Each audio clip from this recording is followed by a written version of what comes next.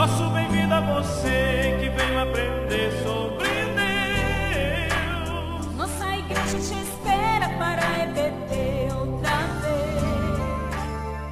Por isso vem pra EBD, venha aprender sobre Deus. Queridos irmãos e irmãs, estamos em mais uma EBD online. Nós queremos cumprimentá-los com a paz do Senhor Jesus. Um bom dia a todos. Já aproveitar e desejar um feliz ano novo, feliz 2023 para você e sua família. Creio que você renovou nesta passagem de ano sua fé em Cristo e continua crendo que as promessas do Senhor, elas hão de te alcançar. E aqui, todos os domingos pela manhã, nós temos a nossa escola bíblica dominical através dos canais de mídia, através do Facebook. E hoje nós estamos inaugurando 2 novos canais. É a página do Facebook da igreja, no Facebook, e a página do YouTube da igreja também. Queremos agradecer a pastora Elice por esta coordenação e também agradecer ao trabalho do diácono Brito, Adalto Brito, que se dedicou para garantir todos os preparativos para que este trabalho fosse executado. Vamos então começar nossa EBD e vamos ouvir o hino da harpa cristã de número 116. Logo em seguida, já iniciaremos com a aula de abertura e vamos receber aqui na EBD Online o pastor Gedielson Oliveira.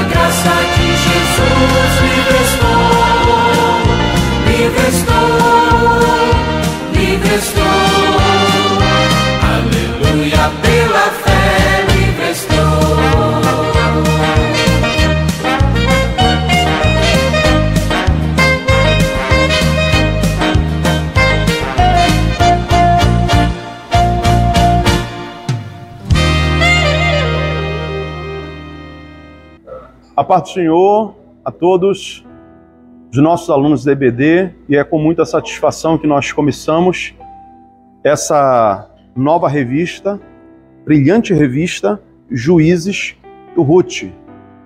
E nas nossas aulas eu sempre procuro trazer algumas considerações preliminares da primeira aula, e essas considerações consistem em apresentar ao nosso aluno todo o contexto histórico na qual se desenvolvem as lições da nossa revista. E essa primeira lição, ela vai tratar de 3 juízes tementes ao Senhor, que é Otiniel, Eude e Sangar. É muito importante o irmão que vai manusear esse material compreender que o período de juízes, ele abarca em torno de pouco mais de 3 séculos após a morte de Josué. Josué, então, que foi uma das revistas que nós já tratamos, ele é composto praticamente por histórias, fatos e relatos que apontam para como aquele espia, junto com Caleb, que foram os 2 líderes que comandaram a primeira ocupação de Canaã. Foram os 2 líderes que sucederam a Moisés. Então, se nós olharmos para Juízes, o capítulo 1 e o capítulo 2, eles fazem um retrospecto, uma síntese, uma sinopse do livro de Josué. A tradição judaica aponta como o escritor ou compilador do livro de Juízes Samuel. Samuel também é compreendido dentro do livro de Juízes como o último juiz. Então, se nós olharmos para esse período de 320 anos, que vai da morte de Josué até o fim do ministério de Samuel, nós temos aproximadamente 14 juízes. E esse período de pouco mais de 300 anos, que vai de 1375 até o ano de 1085 a.C., ele é entendido sob a ótica de pecado, opressão e libertação. Um povo que sofreu durante pouco mais de 300 anos por juízes que eram levantados pelo Senhor, mas de forma muito pontual. Não havia uma coesão, uma liderança, uma voz de comando, uma unidade. Então, o período de Juízes é o período negro da história de Israel. Enquanto Josué é o livro da vitória do povo do Senhor, Juízes é o livro fracasso, que aponta para a fraqueza do pecado. Então, ele é tratado pela instabilidade do povo. Foram 320 anos que o povo ficou ou sob a direção de um ou sob a direção de outro juiz. Mas nunca de forma coesa, nunca de forma una. Juízes eram levantados em tribos distintas, mas uns eram tementes ao Senhor e outros eram fracos na fé, pagãos, idólatras. Então é por essa razão que ocorrem sucessivos ciclos de pecado, opressão e libertação. É o povo durante 3 séculos passando por essa montanha-russa. Deus então levanta cerca de 14 homens. O termo juiz aponta justamente para esse aspecto em que um homem condensava nas suas mãos o poder de legislar, aplicar a lei e também de ser sacerdote e líder da nação.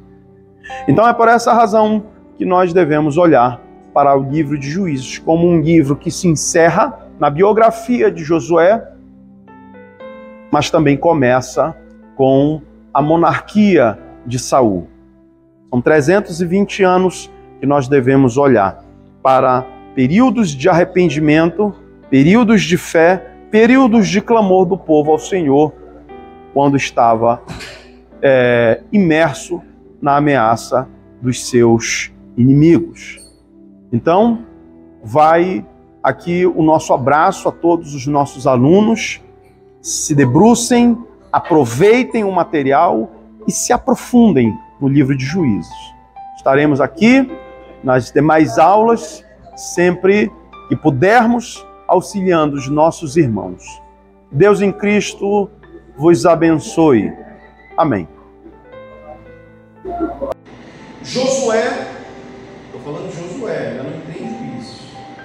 É o livro da vitória, enquanto Juízes é o livro do fracasso. Porque é um livro que trata sobre a fraqueza, a idolatria, o paganismo que vitimou os primeiros moradores da região de Caná da Galileia, a região que emana leite e mel, a terra prometida. Como é que os primeiros habitantes, saídos do êxodo, passaram 400 anos sendo escravos da idolatria do Egito e iriam se comportar agora na terra que Deus havia dado por possessão a eles. Então, é um livro que eu gostaria de ler com os irmãos, porque aqui no capítulo 2, do versículo 7 ao 19, nós temos o resumo desse livro. Capítulo 2, do verso 7 ao 19. Porque a nossa lição, amados, começa no capítulo 3. Porque o capítulo 1 e 2, ele já faz uma sinopse de Josué. O capítulo 1 e 2 faz a introdução dos últimos dias de Josué. Tanto é que os últimos capítulos de Josué falam que ele havia morrido. Bem, Josué foi o escritor do seu próprio livro, certamente. Mas quem escreveu então os últimos capítulos, afirmando que ele havia morrido? Então a tradição judaica, fica à vontade, a tradição judaica atribui a confecção da maioria dos livros históricos a Samuel. E aí eu quero trazer um detalhe importante para os irmãos. Se nós olharmos, e vamos olhar agora para uma linha cronológica, pense aí na sua mente. Por volta do ano de 1450 antes de Cristo, ocorre o êxodo. O êxodo, Moisés sendo iluminado por Deus para ser o libertador daquela nação. Josué recebe a incumbência de militar, de batalhar, de conquistar a terra. E nós já estudamos o livro de Josué, que é um livro de batalhas, é um livro de táticas, é um livro em que Deus ensina ao seu povo a vencer o inimigo e a tomar posse da terra prometida. O livro de Josué, então, nós estudamos na EBD, ele traz para nós essa perspectiva beligerante, de guerra, de enfrentamento. E é por essa razão que os primeiros 2 capítulos de Juízes mencionam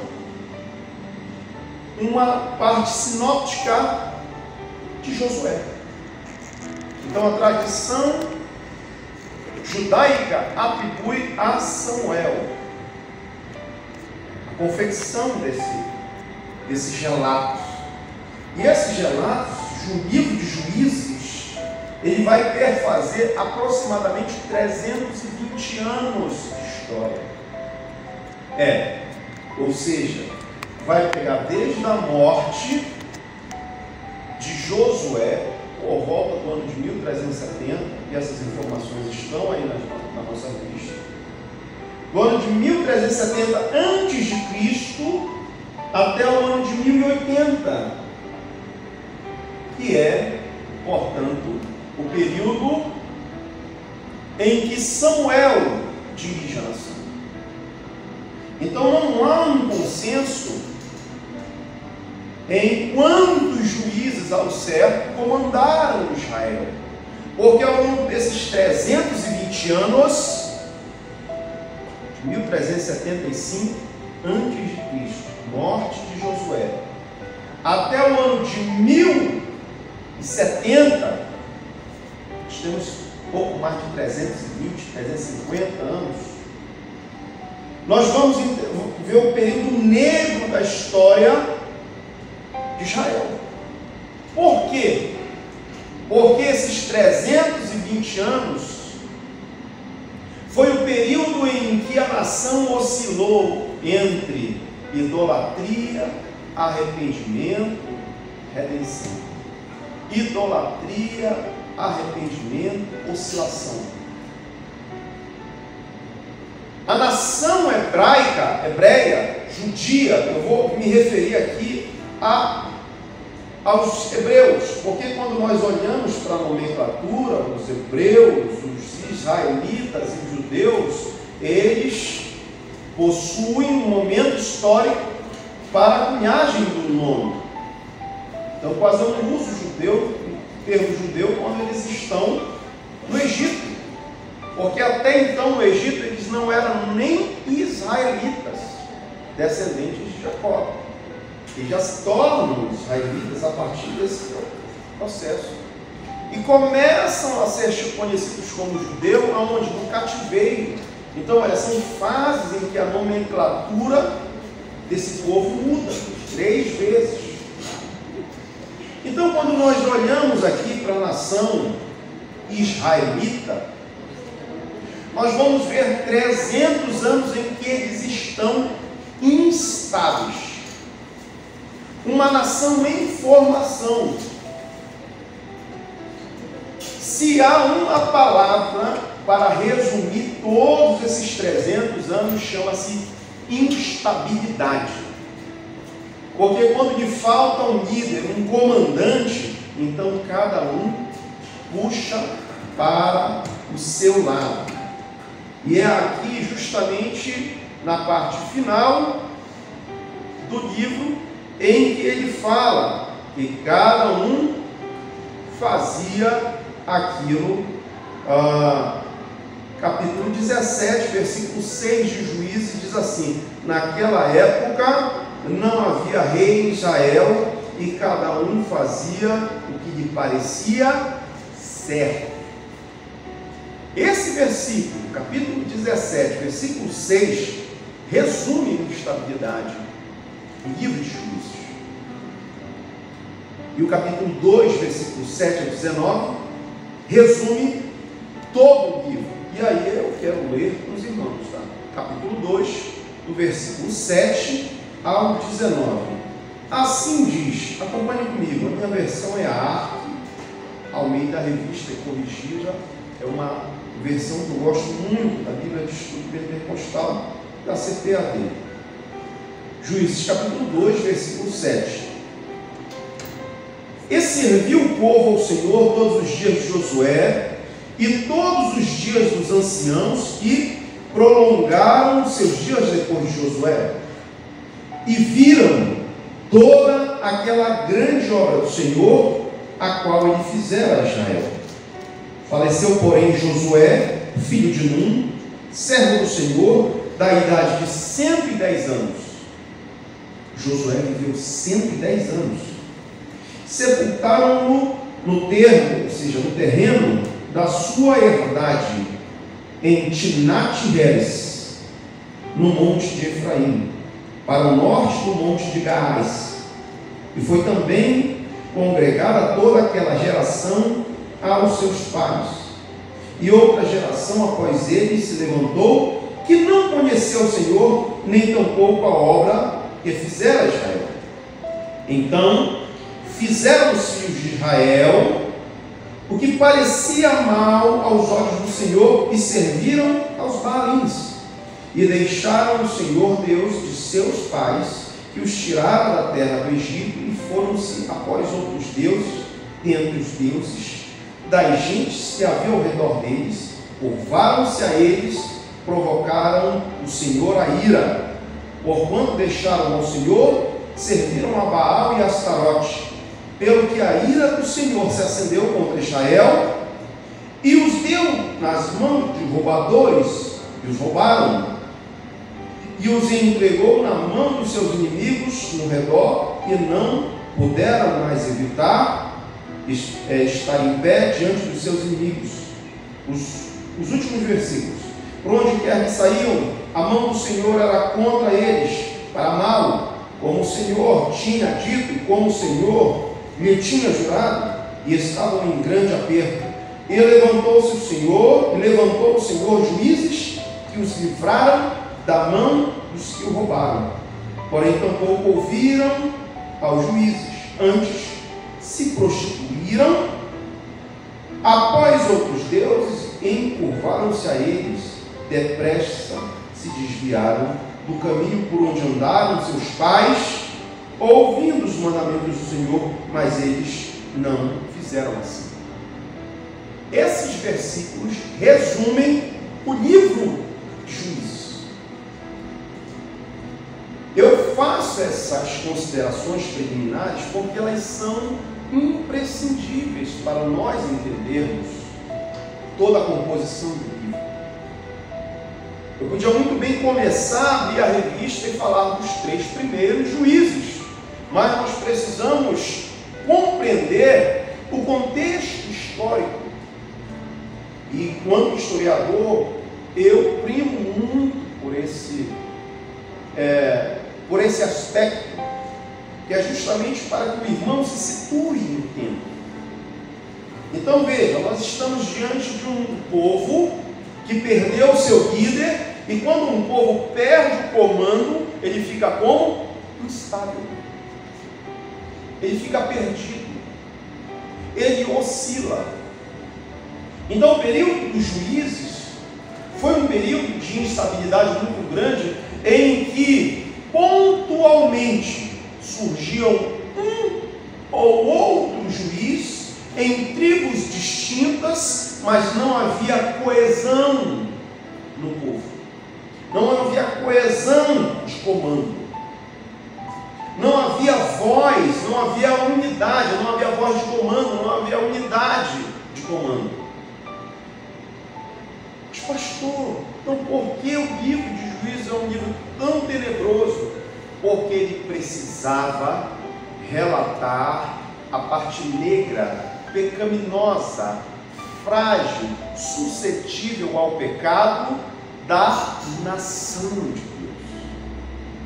Por essa razão que Juízes é essa parte negra da história de Israel. É para demonstrar como a misericórdia do Senhor está disponível ao seu povo, mesmo ele errando reiteradas vezes e caindo na fraqueza da idolatria e do paganismo, que são 2 pecados aberrantes aos olhos de Deus. Muito bem, já peguei aqui a porção do livro, uma epíloga da nossa Bíblia, e para encaixar o que eu quero que os irmãos compreendam, daqui a pouco nós vamos projetar uma tabela que está aqui na nossa revista, que é muito importante, muito bem confeccionada, e ela traz um apanhado geral da revista. Tá? Os irmãos que estiverem com a revista podem abrir bem no centro, está aí uma tabela, está logo anexa a ela um ciclo, e esse ciclo aí, eu já posso pedir, não sei se dá para projetar, foi justamente o que eu falei agora há pouco. Na página central está o mapa do lado esquerdo, a faixa territorial, aqui a ocupação da terra prometida no tempo dos juízes, e na outra parte anexa o ciclo. Esse ciclo é importante. Por quê? Porque ele demonstra aquilo que nós falamos, que é a instabilidade do povo. Então, o ciclo de opressão e libertação do livro dos Juízes, ele ocorria dessa forma. A rebeldia contra Deus, ponto 1. A guerra de opressão inimiga que se sobrevinha. O ponto 3, o clamor ao arrependimento do povo. O 4, um juiz era levantado por Deus. O 5, o povo experimentava novamente a paz. E o 6, a morte do juiz. Então era isso. Ele pode ser resumido num manual que eu trago aqui da idade, ele explicita bem. É o ciclo de retidão e idolatria. Havia um gráfico, né? Havia juízes que eram retos ao olho do Senhor, mas haviam juízes que eram pecaminosos, idólatras. E eles então imergiam, atolavam o povo de Deus na ira do Senhor. Esse ciclo se repetia reiteradas vezes ao longo dos 320 anos. E esse ciclo, ele vai perseguir toda a história dos 320 anos. É um ciclo de pecado, opressão e libertação. Pecado, opressão, libertação. Pecado, opressão, libertação. Era uma montanha russa que o povo, ao longo desses 3 séculos, passou. Eu quero situar os irmãos nesses 320 anos. Algumas informações são imprescindíveis, principalmente para os irmãos que vão assistir a live e depois vão poder checar o material. Essa aula preliminar, em que eu trago as considerações, os aspectos basilares, eles são imprescindíveis para todas as demais lições da revista. É claro que da metade para o fim nós também trabalharemos o livro de Ruth, que é um livro histórico. Mas o livro de Juízes, que é o segundo na linha dos livros históricos, dos 12 livros, ele traz para nós aquela informação que eu havia mencionado aos irmãos. Não há uma coesão, não há uma unidade de entendimento entre os estudiosos, os teólogos, de quantos juízes de fato governaram Israel nesse período de instabilidade. Alguns colocam 15 juízes, outros colocam 12 juízes. A própria revista aponta para 12. Quando você diz que você tinha 12 juízes, então ele está desconsiderando o primeiro, que foi Josué, e desconsiderando o último, que foi Samuel. Samuel, ele é incluído como o último juiz, porque foi ele que ungiu a Saul. Quando o povo vem ávido pedindo para Samuel prover um juiz, ele tenta colocar o filho dele, mas o filho dele não tinha uma reputação muito boa. O povo não gostava do filho de Samuel. E é então que ele unge Saul. Então nós temos que olhar para Josué como o primeiro juiz, porque ele concentrava, por que o termo juiz? Porque ele concentrava nas suas mãos o poder de legislar, o poder sacerdotal. Ele executava, ou seja, ele julgava e executava a sentença. Então tudo estava centralizado na mão dele. Era como se na figura de uma só pessoa estivesse concentrada a tríplice função de profeta, sacerdote, e comandante. Jesus foi os três. Ele foi profeta, sacerdote e rei. Mas nós já sabemos que Por exemplo, no Brasil, o que é que vigora na maioria dos países contemporâneos, modernos? É o governo tripartite. Você não pode concentrar o poder na mão de uma só pessoa, ela pode se ensoberbecer e incorrer em vários problemas de autoritarismo. É por essa razão que os poderes são divididos, mas são harmônicos. Há o legislativo, há o judiciário e há o executivo, tanto na esfera federal quanto estadual e até municipal. Então, olhando para a figura de juízes, ela aponta para essa concentração de poder na mão de uma só pessoa. Então, olha lá, o termo juízes, o período que abarcou a instabilidade, que é um traço, um aspecto muito relevante nesse livro, e a queda reiteradas vezes ao paganismo, à idolatria. Então o povo clamava, foi por essa razão que o povo, quando olhou para o povo israelita, olhou para o seu redor e viu que todos tinham reis, cobraram de Samuel. Então, por volta do ano de 1040 antes de Cristo, olha lá, vamos retroceder a uma linha cronológica de trás para frente, tá certo? Na história, essa cronologia, é claro, quem está lá não sabe que ele está retroagindo no tempo. Mas para nós, quando Jesus Cristo nasceu,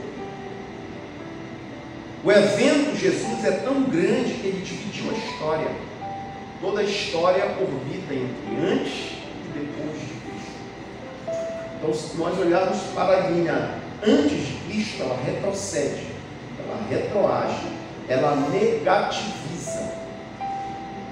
Então, se nós olharmos para a morte de Josué, 1375 a.C., até o ano do primeiro monarca, 1050 a.C., nós temos 300 anos.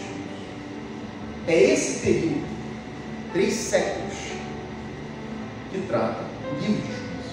A instabilidade, a insegurança, a falta de voz de comando, de unidade, a falta de feição. O povo tinha as 12 tribos, mas cada um fazia aquilo que era agradável aos seus olhos, como nós lemos aqui no último capítulo.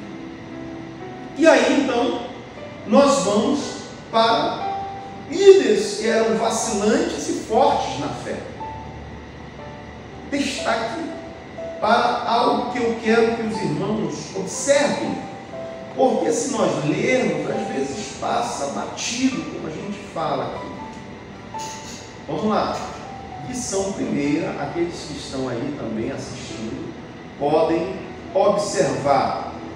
Lá na página de número 6, nós temos os números dos juízes, quantos juízes foram, né? O pastor Jean também pode projetar, não sei se está aí aquele mapa central, tá? Está aqui 12 juízes, mas como eu falei, aqui na página de número 6, deve-se também notar que o primeiro livro de Samuel, menciona mais 4 juízes: Eli, Samuel, Joel e Abias. Então 12 mais 4, 16. Ele tirou daqui Abimeleque, porque Abimeleque foi um usurpador. Mas tem estudioso que inclui Abimeleque. Do termo hebraico, Abi, pai, Melech, rei, ou seja, pai de um rei, Abimeleque. E Abimeleque, então, não conta aqui nessa lista. Então, essa observação que eu quero que os irmãos não incorram, se perguntar quantos juízes ocorreram. Olha, de 15 a 14 é a resposta mais próxima. Porque se eu começo com Otiniel, eu estou tirando Josué, que foi o juiz. Se eu termino em Sansão, eu estou tirando Samuel, que também foi um juiz. É verdade? Então, muito cuidado, né?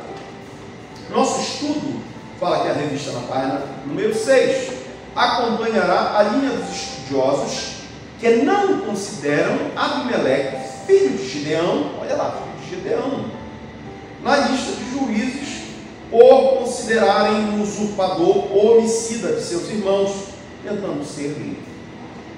Há estudiosos que incluem Abimeleque. Aqui não. E aí, ele fala bem aqui, no terceiro parágrafo da página 6, você pode acompanhar aí. Os juízes podem ser organizados em principais e menores. Muito cuidado com isso. Eu já vou te dizer por quê.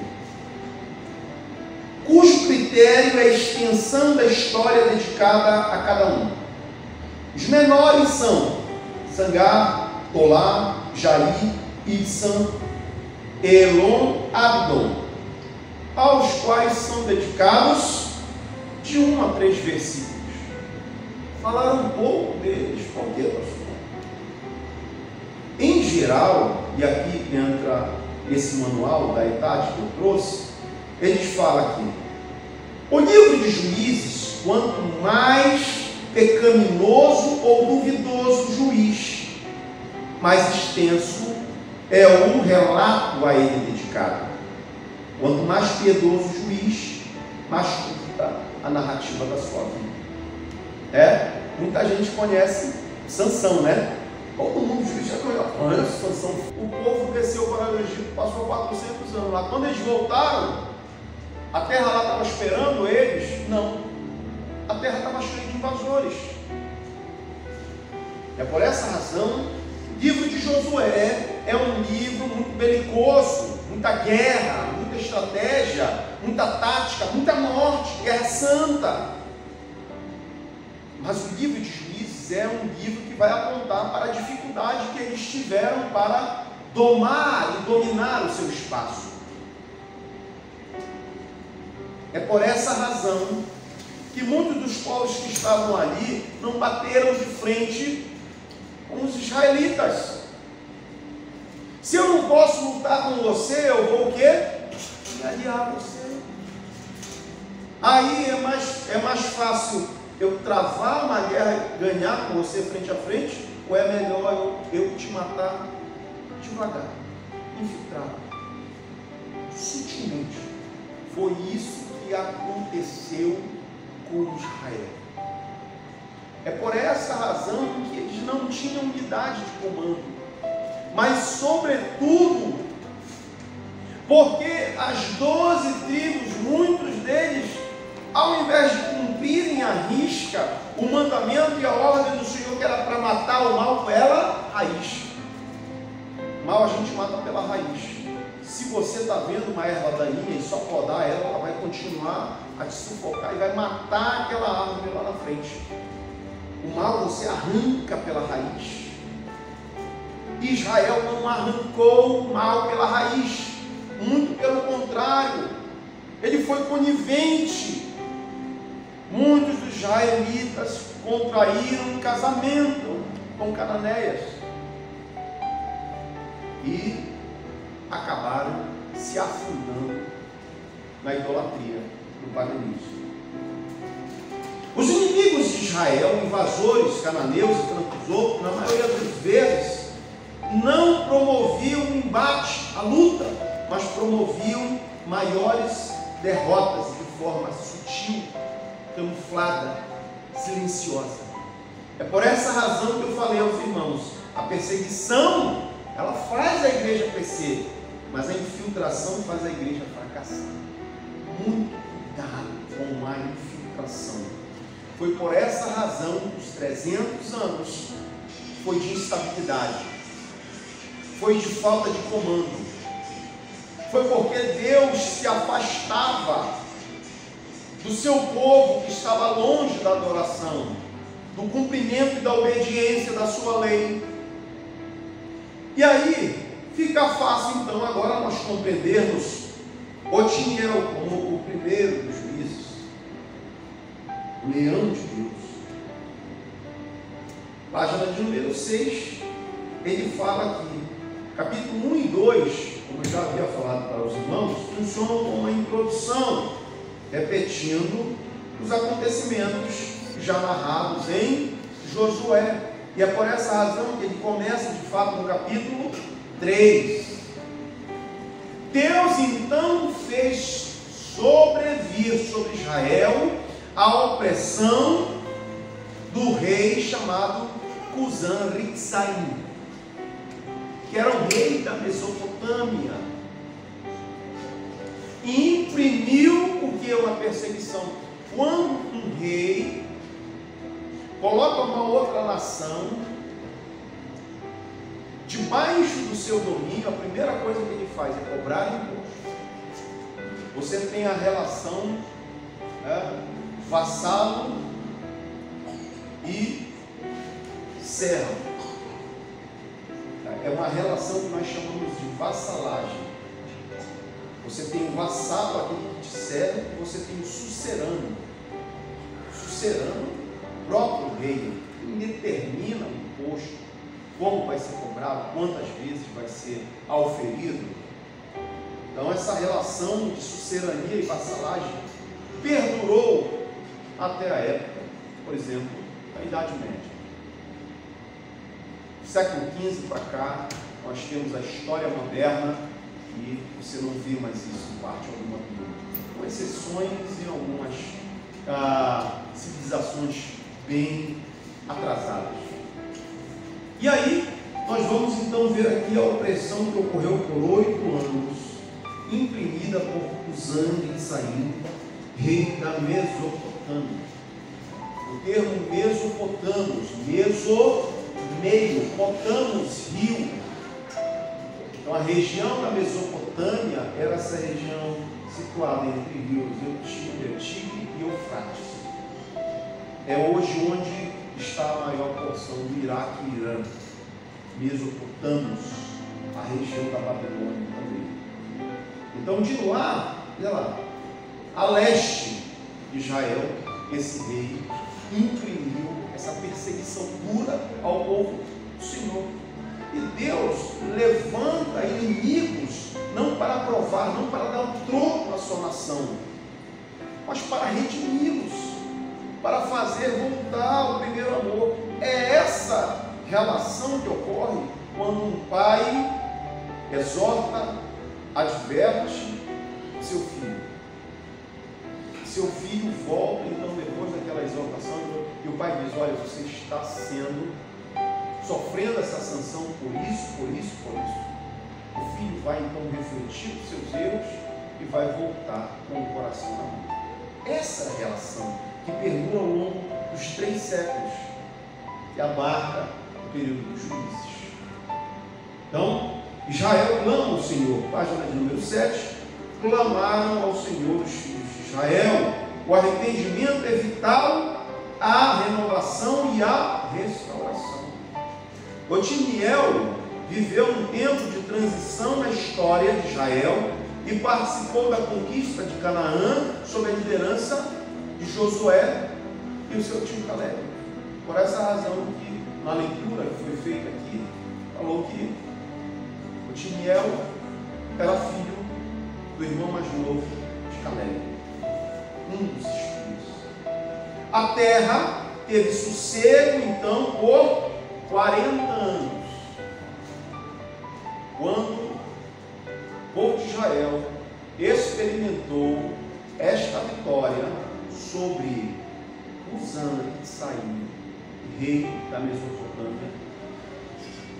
O povo sossegou por 40 anos.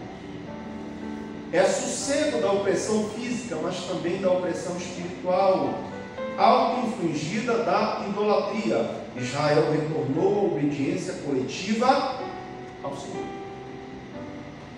Então vocês entenderam é muito importante, pertinente, nós trazermos aos irmãos não só as informações históricas, mas perguntar: Senhor, que importância o estudo desse livro traz para nós? Arrependimento, fé, necessidade de estar clamando ao Senhor quando os inimigos sobrevirem a nós, mas sobretudo aquela sentença que eu digo: a perseguição faz a igreja crescer, mas a infiltração faz a igreja fracassar. Então é isso. O livro de Juízes, ele demonstra onde é que estava a fraqueza, onde estava o calcanhar de Aquiles da nação israelita. Tópico 2, Eude, segundo juiz de Israel. Então, pela tradição judaica, se Samuel foi quem compilou a maioria dos livros históricos, ele teve esse cuidado de fazer a divisão entre os líderes fortes na fé, nós estamos tratando desses 3 primeiros, e depois líderes fracos na fé e líderes vacilantes na fé. Nós vamos estudar mais adiante, mas necessariamente esses 3. Eude, descendente da tribo de Benjamim. Ele fala aqui algo muito importante, e a evangelista Maria Livramento Viegas leu aqui justamente uma parte do texto em que fala que Eude praticou uma manobra ardilosa para matar aquele rei. Veja bem, o primeiro juiz oprimiu o povo por 8 anos. O segundo rei inimigo de Israel oprimiu Israel por 18 anos. Mais tempo. E numa dessas em que Eude vai para o palácio, de Eglon, e os comentários, os estudiosos teólogos falam que era um rei obeso, gordo. O Frederick Bruce, ele disse que, e a própria Bíblia narra em algumas versões, que ele encravou aquela adaga todinha na barriga, e ele saiu de forma discreta por entre as estátuas dos postes ídolos. Resumindo, olha o que ele fala aqui, e eu vou terminar. Eude, o herói ardiloso, foi um juiz forte. Durante sua vida o povo não pecou, mas mesmo assim ele é qual símbolo de declínio espiritual de Israel. A sua tática de ganhar a vitória através de uma mentira acerca de Deus contrasta fortemente com a vitória anterior ganha por Otiniel. Então ele fala o seguinte, que quando Eude foi para pagar os impostos, ele fala para a sua comitiva: olha, podem ir na frente, eu tenho uma mensagem de Deus para ouvir. E aquilo chamou a atenção do rei, e o rei chamou ele para ouvir a mensagem de Deus nos seus aposentos. Pastor, como é que ele pôde suscitar então uma mentira? Olha, e aí é o que ele fala. Aqui na página 9, entendemos porque Eude é adequado ao seu papel. Esse fato nos lembra de que Deus nem sempre usa métodos que achamos normais ou óbvios para realizar a obra. Quando a Bíblia começa a falar em Eude, ela fala que ele era esquerdo, e aí o irmão pode olhar na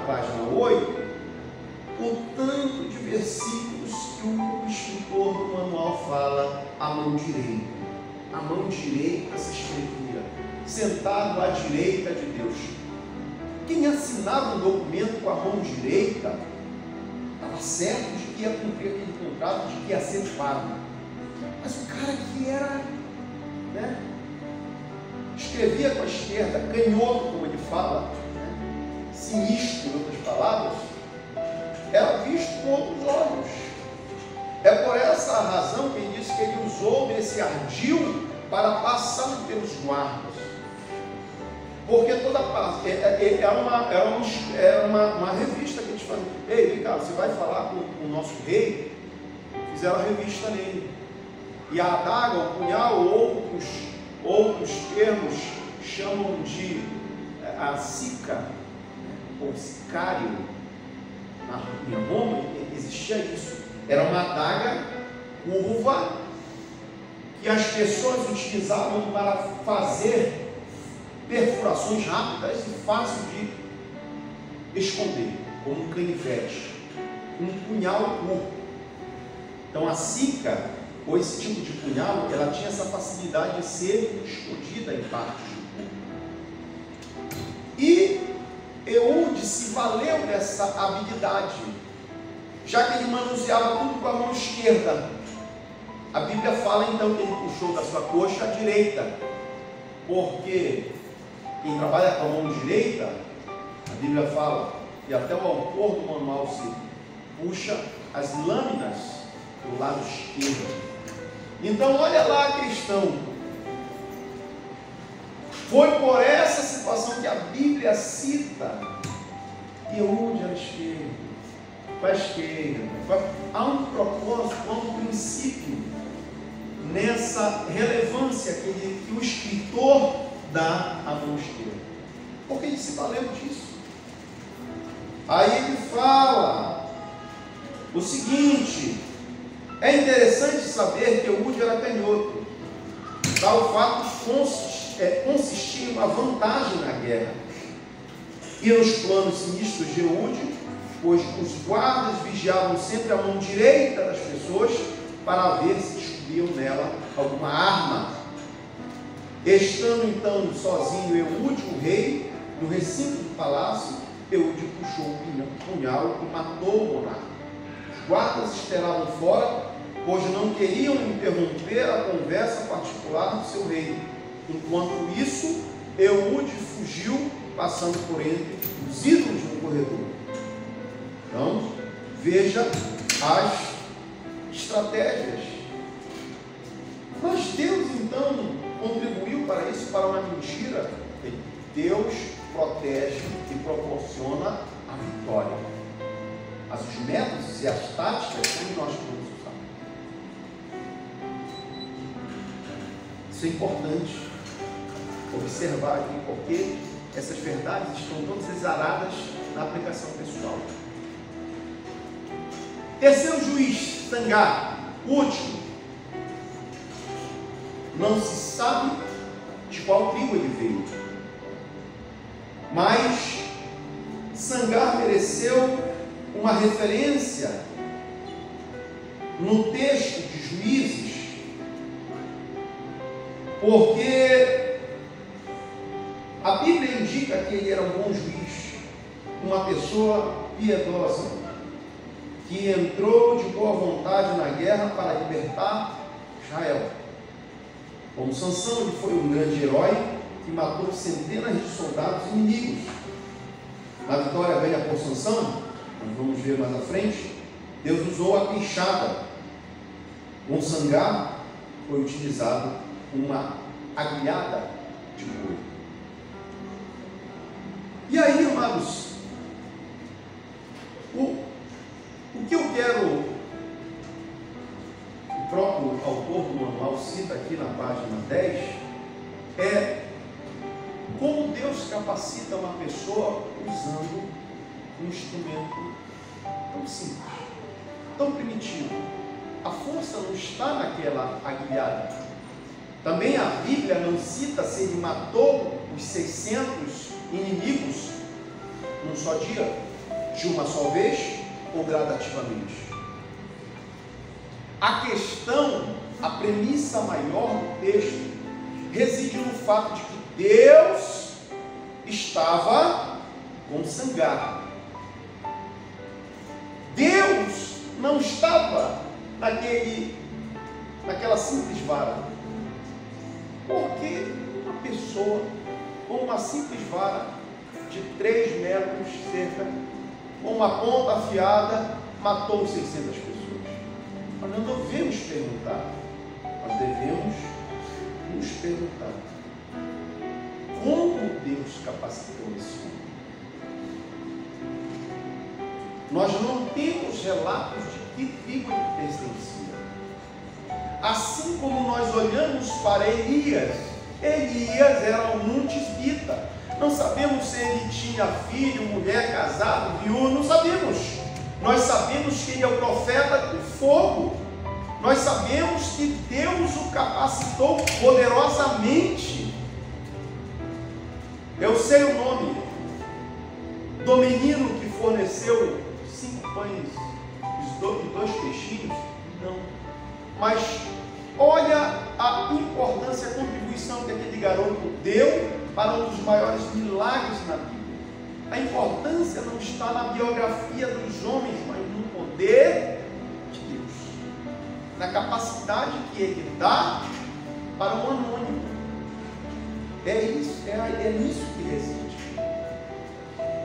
Se você buscar em qualquer fonte teológica, você não vai saber quem foi Sangar.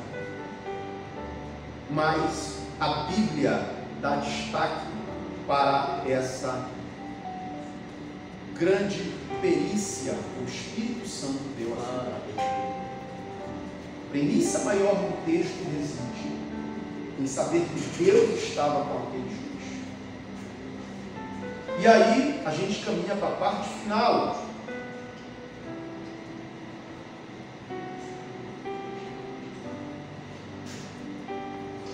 Estes casos, os 3 juízes, Otiniel, Eude e Sangar, nos fazem lembrar que as vitórias ganhas por Deus não dependem de recurso ou perícia humana, mas do seu próprio poder. A aplicação pessoal. O mundo procura métodos mais eficientes, mas Deus procura homens e mulheres dispostos a obedecer ao Espírito, tal como os primeiros juízes. Olha onde reside a graça de Deus, que é o favor imerecido a nós. Obediência. O termo obede, que é aquele homem que não era nem da linhagem, recebeu a arca na sua casa. E a Bíblia fala, no primeiro livro de Samuel, capítulo 6, que a casa daquele homem foi fecunda enquanto a arca esteve ali. É por essa razão que o termo obede, desde daí procede como alguém obediente. Por que a arca foi parar na casa de Obed? Porque os levitas, quando estavam conduzindo a arca, colocavam em cima de um carro de boi. A arca tinha que ser conduzida sobre os ombros dos sacerdotes, dos levitas. Estavam fazendo como os outros povos faziam, levando algo precioso de Deus num carro de boi. Por essa razão que o carro se partiu. E Salomão compreendeu: epa, está errado, vamos fazer a arca repousar na casa de alguma pessoa. E Obed apareceu. Então olha aí, para tudo isso, para demonstrar o que é obediência.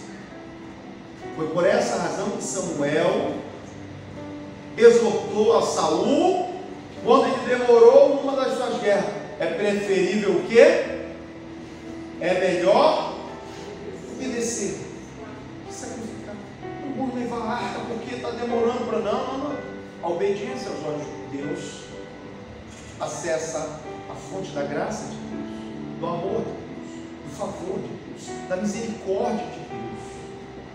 Todas as coisas que jorram do coração de Deus são abertas a partir da obediência que eu tenho a Deus. Põe isso na tua cabeça. É por essa razão que muita gente de dura serviço, parte cervical, não ouve, não obedece ao pastor, não ouve a voz do profeta. Os desengrejados da vida hoje, não, eu tenho meus próprios valores, a minha própria percepção, o meu próprio cristianismo, eu tenho o meu próprio eu. Hoje a sociedade vive uma crise de egocentrismo, de hedonismo, a busca do prazer. É por essa razão que o ateísmo está crescendo de forma avassaladora e o islamismo de outro lado também está crescendo. Tanto o ateísmo quanto o islamismo estão crescendo de forma absurda no mundo por causa disso, por causa da crise de valores. A frivolidade, a impessoalidade que eu tenho com o meu próximo, a crítica que eu faço aos valores, à igreja, aos pastores, tudo isso me torna uma pessoa arredia, de dura serviço, uma pessoa que não tem obediência. Meu irmão, o que Deus ama nos seus filhos é obediência. E é essa palavra que muitas das vezes vai faltar aqui no livro de Juízes. E é por essa razão que Deus então vai imprimir o juízo para fazer com que, dessa forma, o coração dos seus filhos seja amolecido. Há uma máxima que diz: o mesmo sol que amolece a cera, endurece o barro. Sabe o que isso quer dizer, amados? Os milagres de Jesus, os grandes feitos do Senhor, os milagres na vida, eles promoviam duas coisas: desde a saída do povo, o êxodo do Egito, até os fariseus. Os milagres de Deus, os milagres de Jesus, eles só promovem duas coisas para as pessoas. Umas vão acreditar e abraçar o Senhor e se derreter aos seus pés com cera, mas outros endurecerão ainda mais o seu coração. Ceticismo. Quantos e quantos não viram a água jorrar da rocha quando Moisés feriu a rocha? Quantos e quantos não viram durante 40 anos Deus com uma coluna de fogo aquecendo eles, uma nuvem refrigerando eles, e ainda assim estavam com o coração endurecido, perdidos? Os próprios fariseus, quando viam os milagres de Jesus, diziam que isso aí faz em nome de Beelzebub. Os milagres, o mesmo sol que amolece a cera, endurece o barro. Então são essas duas percepções que nós vamos ter. Pensa que os milagres, se Deus ressuscitasse aqui Elias e trouxesse uma carruagem, ainda assim muitos céticos, muitos ateus iriam não acreditar. Isso ainda iria aumentar ainda a sua repulsa pelo cristianismo. Então é nesse tipo de sociedades que nós estamos imersos e que nós devemos persistir enquanto cristãos, de que Deus inclina os seus ouvidos e derrama o seu coração naqueles que obedecem. Eu quero ver um pai que tem 2 filhos, um é arredio e o outro baba por ele. Quem é que o pai vai dar melhor atenção? Para o filho que obedece ou para o filho que ele vive o dia inteiro em conflito? O pai derrama o seu coração pelo filho que obedece.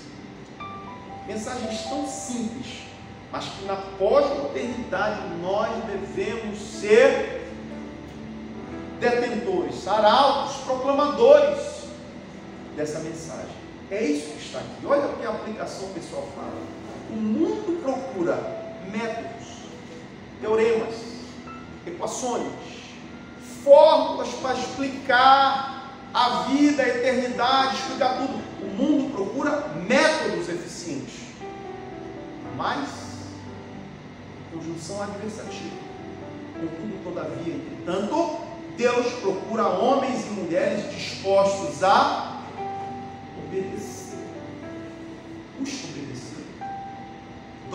obedecer, tira a tua dignidade obedecer, te torna menos homem, menos mulher, obedecer. Deus procura homens dispostos a obedecer ao Espírito Santo, tal como os primeiros juízes. Amém, amados? Amém. Uma salutar e proveitosa revista para vocês. Aqui tem um conteúdo magnífico. Procure olhar sempre a mensagem de Deus nos dois prismas. O prisma histórico, mas no prisma espiritual. O que essa mensagem quer dizer para mim hoje? Pergunte sempre. O Espírito Santo é o único intérprete da Bíblia. Quando nós lemos a Bíblia, lemos aos pés do seu autor. Amém, amados? Amém. Deus em Cristo vos abençoe. No próximo domingo, não no vindouro, dia 1º, em função disso nós estamos dando essa aula, mas no segundo domingo de janeiro, que nós estejamos dispostos a obedecer ao Senhor, dispostos a sair das nossas casas com o coração aberto para sermos edificados.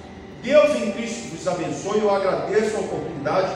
Continueis orando por esse servo. Amém.